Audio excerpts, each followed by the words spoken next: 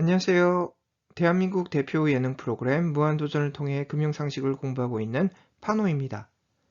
이번 시간에 공부해볼 금융 키워드는 제로섬이라는 경제용어이며 제로섬 기본 개념을 잘 설명해줄 무한도전 에피소드는 지난 2013년 방송된 돈가방을 갖고 튀어라 2편, 그리고 가장 활약한 무한도전 주인공은 노홍철님과 박명수님입니다.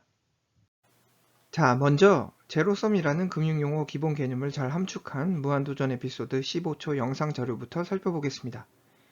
돈가방을 갖고 튀어라 마지막 라운드에서 자신의 돈가방을 여는 순간 마이너스 300만 원을 접한 박명수 씨의 망연자실한 모습을, 그리고 이와 동시에 환호하는 노홍철 씨의 극과 극 상황을 잘 기억하시기 바랍니다.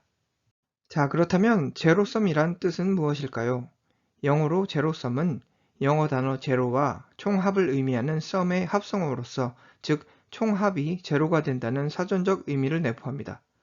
이를 좀 더 풀어서 설명드리면, 즉 전체 이익이 일정하게 고정되어 있는 상황에서 어느 한쪽이 이익을 경험한다면 다른 한쪽은 반드시 손해를 보게 되는 상황을 의미합니다.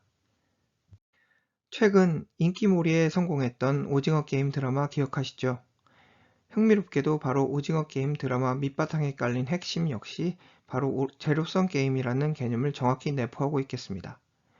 제로섬 게임이란 게임에 참가한 모든 참가자의 점수를 전부 합산하면 제로가 되는 게임입니다. 누군가가 얻는 만큼 반드시 누군가가 잃게 되고, 모든 이득은 결국 다른 참가자들로부터만 얻을 수 있습니다. 드라마 속 게임에서 참가자 한 명이 죽을 때마다 1억씩 적립이 되고 마지막 승자가 그 돈을 다 가져갑니다. 패자가 손실이 나야 승자가 득을 보는 제로섬 게임이 바로 곧 오징어 게임 룰이었죠. 다시 말하면 드라마 오징어 게임에서 진행된 모든 생존 게임은 곧 제로섬 게임 그 자체였습니다. 그렇다면 이러한 제로섬 개념을 금융시장에 직접 대입해 보겠습니다. 우선 우리가 잘 알고 있는 주식시장의 경우에는 어떨까요? 과연 제로섬 개념이 그대로 적용될까요? 결론부터 말씀드리면 주식시장 상황에서는 제로섬 개념을 찾아보기 힘들겠습니다. 그 이유는 주식 투자에서 돈을 버는 사람과 돈을 잃는 사람의 총합이 반드시 0, 제로가 되지는 않기 때문입니다.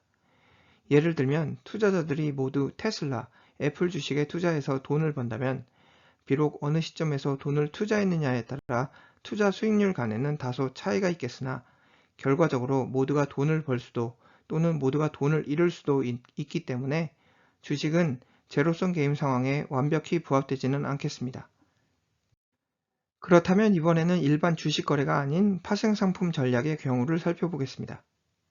선물이건 옵션이건 한쪽, 즉 파생상품 매도자가 손해를 경험한다면 바로 그 손해를 경험한 만큼 다른 한쪽, 즉 파생상품 매수자는 수익을 창출하게 된다는 점에서 파생상품 선물 옵션 시장은 전형적 제로섬 게임 상황을 연출하게 됩니다. 참고로 선도, 선물, 옵션 등과 같은 파생상품 전반에 대한 간략한 개념 정리는 기존 무한도전 유튜브 컨텐츠를 참고하시기 바랍니다. 자, 다소 딱딱한 제로섬이라는 경제용어를 잘 설명해줄 고마운 무한도전 에피소드는 지난 2013년 방송된 돈가방을 갖고 튀어라 2편 특집편을 통해 확인하실 수 있겠습니다. 최종 라운드 진출자로 선발된 노홍철과 박명수는 자신의 돈가방을 들고 건물 옥상에 올라가게 되죠. 여전히 서로의 돈가방에 얼마가 들어있는지 전혀 모르는 상황에서 가방 확인 직전 노홍철과 박명수에게 한 가지 게임 룰이 제안되는데요. 돈가방을 갖고 튀어라 2편 게임 룰은 바로 진짜 300만원이 돈가방에 들어있다면 상금 획득이 가능, 그러나 만일 가짜 300만원이 들어있다면 자비로 300만원을 지불해야 한다는 게임 규칙이었습니다. 이후 엎치락 뒤치락 우여곡절 끝에 돈가방이 공개될 장소에 도착하게 된 노홍철과 박명수. 노홍철이 든 가방 안에 300만원이 들어있을 것이라 생각했던 다른 무한도전 멤버들은 모두 노홍철을 잡아라 외쳤으나 바로 이 상황을 너무나 여유있게 바라보던 박명수는 자신의 돈가방 안에 진짜 300만원이 들어있을 것을 확신하며 다른 무도 멤버들을 바보들이라 비웃게 됩니다. 이번 돈가방을 갖고 튀어라 2편에서 가장 큰 역할을 해준 100명의 빡빡이들, 그리고 그들의 우두머리 대장 빡빡이 구준엽 씨의 전격 등장.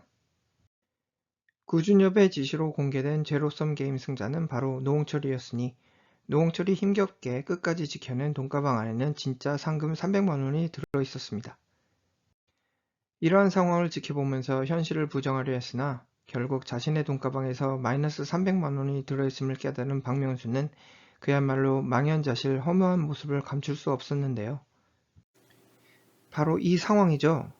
마이너스 300만 원 가방을 든 박명수는 결국 자비로 300만 원을 마련해야 하며 박명수의 소중한 300만 원은 곧바로 노홍철의 은행 계좌에 입금된다는 바로 이 상황이 전형적 제로섬 게임 상황입니다. 즉 박명수의 마이너스 300만 원과 노홍철의 플러스 300만 원을 합친 총합은 바로 제로.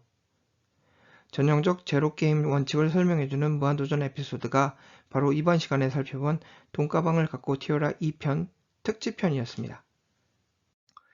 자, 결론입니다.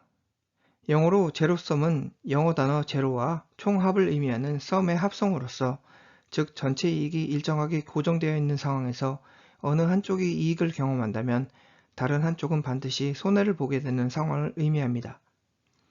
금융시장에서 제로섬 개념을 대입해보면 주식 투자 자체에서는 제로섬 개념이 완벽히 적용되지는 않겠으나 선물, 옵션 등 주식이라는 투자 자산을 기반으로 파생되는 금융 파생 상품 시장에서는 제로섬 개념을 확인하실 수 있겠습니다. 무한도전 돈가방을 갖고 튀어라 2편에서 마이너스 300만 원 가방을 든 박명수는 결국 자비로 300만 원을 마련해야 하며 박명수의 소중한 300만 원은 곧바로 노홍철의 은행 계좌에 입금된다는 바로 이 상황. 즉 박명수의 마이너스 300만 원과 노홍철의 플러스 300만 원을 합친 총합은 바로 제로가 되는 이 상황이 바로 전형적 제로섬 게임 상황입니다. 앞으로 제로섬이라는 경제 용어를 접하신다면 돈가방을 갖고 튀어라 마지막 라운드에서 자신의 돈가방을 여는 순간 마이너스 300만 원을 접한 박명수 씨의 망연자실한 모습을 그리고 이와 동시에 환호하는 노홍철 씨의 극과 극 상황을 잘 기억하시기 바랍니다.